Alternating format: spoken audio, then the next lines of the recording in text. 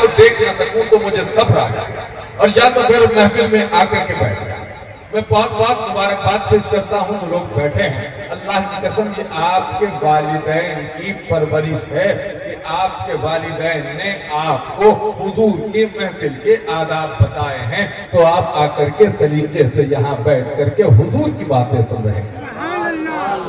پیر نصیر الدین محفل کے حوالے سے انڈیکیٹ کرتے ہیں، آداب بتاتے ہیں، کہتے ہیں چھڑ جائے جس گھڑی شہ کونوں مکان کی بات، چھڑ جائے جس گھڑی شہ کونوں مکان کی بات، پڑھیے درود چھوڑیے سارے جہاں کی بات، پڑھیے درود چھوڑیے سارے جہاں کی بات، اور آتی ہے یوں لبوں پہ شہ انس و جان کی بات، جیسے کہ منہ زمین کا ہو اور آسمان کی بات، شہر نبی کی یاد نے تڑپا دیا ہمیں، تم نے نصیر آج سنا دی کہاں کی بات، شہر نبی کی یاد نے تڑپا دیا ہمیں، تم نے نصیر آج سنا دی کہاں کی بات۔ بس ایک بات سن لیں، اس کے بعد بریلی شریف کا سفر کرتے ہیں۔ میرے پاس وقت بالکل نہیں، بہت لمبی فہرست ہے، بس آپ اگر جو لوگ ٹہل رہے تھے بازار میں اگر آ کر کے بیٹھ جاتے ہیں تو یہ وقت تو ضائع ہوا، یہ ضائع بھی نہ۔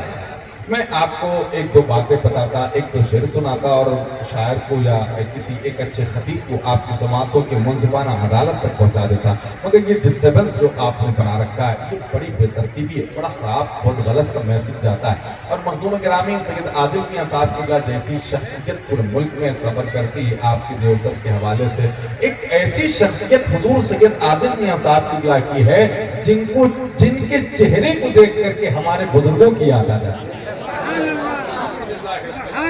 بزرگوں کے فیضان کی تصویر کو دیکھنا ہو تو اس دور میں جناب سید عادل میاں صاحب کو دیکھنا۔ ابھی انشاءاللہ حضور صاحب سجادہ کی آمد ہوگی، آپ حضرات ان کے چہرے کے تلاوت کا شرف حاصل کریں گے۔ بس جو لوگ کھڑے ہیں وہ بیٹھ جائیں، جو لوگ ادھر ادھر ٹہل رہے ہیں وہ بیٹھ جائیں۔ بس یہاں سے ایک نعت کا مطلب آپ کو سناتا ہوں، آپ کا دل لگ جائے گا، انشاءاللہ مرکز اہل سنت بریلی شریف کا سفر کریں گے۔ اجازت ہے تو ذرا سا دل لگائیں۔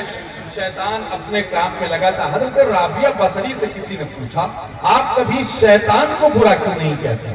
رابعہ بصری فرماتی ہیں کہ رحمان کی تعریف سے چھٹی ہی نہیں ملتی۔ آپ بھی اللہ اور اس کے رسول کے ذکر میں اس قدر مصروف ہو جائیں کہ شیطان اپنے کام میں کامیاب نہ ہو۔ ذرا سا دل لگائیے، پورا مجمع دل لگا کے ہاتھوں کو اٹھا کر کے اس ذات کو پکارے، اس آقا کو پکارے، اس مولا کو پکارے جس کے صدقے میں اللہ نے یہ ہاتھ عطا کیے، اللہ نے جس کے صدقے میں یہ زبان عطا کی ہے، اللہ نے جس کے صدقے میں یہ آنکھیں عطا کی ہیں، اللہ نے جس کے صدقے میں چلنے کے لیے پیر عطا کیے ہیں، اللہ نے جس کے صدقے میں سوچنے کے لیے دماغ عطا کیا ہے، اللہ نے جس کے صدقے میں ہمارے جسم میں دل جیسی نعمت عطا فرمائی ہے۔ آئیے اس آقا کو پکاریں، اس مولا کو پکاریں، پورا مجمع دل لگا کر کے۔ تصور یہ ہو کہ ہم یہاں اپنے گاؤں میں نہیں بلکہ گنبد خضرا شریف کی چھاؤں میں بیٹھ کر کے اپنے آقا کو پکار رہے ہیں، دل لگا کے کہیں لبیک یا رسول اللہ، ذرا اور دل لگا کے کہیں لبیک یا رسول اللہ، اور محبت سے لبیک یا رسول اللہ۔ بیدار ہو گئے، اب تو شعر پڑھنے کی بھی ضرورت نہیں۔ ابھی غزالی بھائی کو مائک پر لے آیا جائے یا شعر سنائے جائے آپ کو؟ سنیں گے نا؟ تو مطلب سنیے، دل لگ جائے گا آپ کا۔ مطلب سنیے کہ ابھی آپ نے اپنے دونوں ہاتھوں کو اٹھا کر کے یا رسول اللہ کہا نا، تو ایک خوشخبری سنیے، یہ سنی جب بلند اپنی صدائیں کرنے لگتے ہیں، یہ سنی جب بلند اپنی صدائیں کرنے لگتے ہیں، وہابی اس کو سن کر دائیں بائیں کرنے لگتے ہیں، محبت سے کوئی جب یا رسول اللہ کہتا ہے، فرشتے اس کی بخشش کی دعائیں کرنے لگتے ہیں، اللہ کہتا ہے۔ دیوسر والوں سارے ناموں سے کنارہ کیجئے، سارے ناموں سے کنارہ کیجئے، یا رسول اللہ پکارا کیجئے، سارے ناموں سے کنارہ کیجئے، یا رسول اللہ پکارا کیجئے۔ آسماں کا چاند کہتا ہے حضور پھر سے انگلی کا اشارہ کیجئے، آسماں رہتا ہے حدود، پھر سے انگلی کا اشارہ کیجئے۔ آئیے سفر کرتے ہیں مرکز اہل سنت بریلی شریف کا۔ مرکز اہل سنت وہ زمین ہے جہاں امام اہل سنت آرام فرما رہے ہیں، سرکار مفتی اعظم عالم آرام فرما رہے ہیں، سرکار حضور تاج الشریعہ آرام فرما رہے ہیں۔ حضرات وہ عظیم سرزمین، ایک شخص کا گزر ہو رہا ہے بریلی شریف کے قریب سے، کنڈکٹر نے آواز لگائی بریلی والے تیار ہو جائیں۔ اکثر بسوں پہ سفر کرنے والے لوگوں کو یہ یاد ہوگا کہ کنڈکٹر انڈیکیٹ کرتا ہے کہ بریلی والے تیار ہو جائیں، فلاں شہر والے تیار ہو جائیں۔ ایک عاشق تھا، جیسے ہی بریلی کا نام سنا مچل گیا، تڑپ گیا، جھوم گیا۔ کنڈکٹر نے کہا بریلی والے تیار ہو جائیں۔ وہ عاشق کہتا ہے کاش یہ بس ڈیوائیڈر سے ٹکرا جاتی، سارے بچ جاتے، میں مر جاتا تو مجھے اعلیٰ حضرت سرکار کے شہر کی مٹی نصیب ہو جاتی۔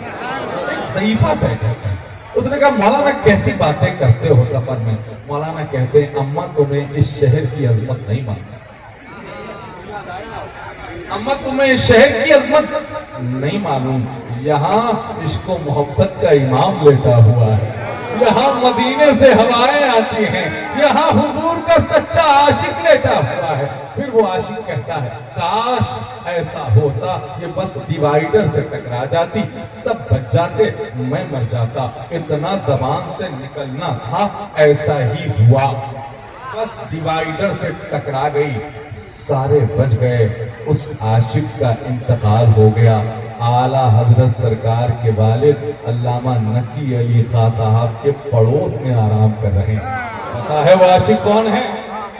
ساری دنیا جانتی ہے اس عاشق کو، یہ وہی عاشق ہے میں وہ سنی ہوں جمیل قادری مرنے کے بعد میرا لاشا بھی کہے گا، اسی بولے میرا لاشا بھی پڑھے گا، میرا لاشا بھی کہے گا۔ یہ وہی عاشق رسول ہے جس کو دنیا نے علامہ جمیل احمد قادری کے نام سے جانا اور پہچانا۔ بریلی شریف میں آرام کر رہے ہیں، اتنی عظیم سرزمین کا نام بریلی شریف ہے۔ آئیے اسی سرزمین سے ایک لہجہ ہے جو بہت نیک ہے، فعال ہے، باصلاحیت لہجہ ہے، اس لہجے میں بڑی انفرادیت ہے، اور اسی انفرادیت کی وجہ سے کامیابیوں کی ریس میں اوروں سے بہت آگے نکل چکا ہے۔ اس لہجے کو ہم لہجہ انفرادیت کے علم بردار جناب غلام غوث غزالی بریلی شریف کے نام سے موسوم کرتے ہیں۔ ان کی آمد ہو رہی ہے، ذرا مجمع سے کوئی کھڑے ہو کر کے استقبال تو کر لیں، ذرا ایک کوئی عاشق حضور کا، ایک عاشق ذرا جواب دیجیے، جواب دیجیے۔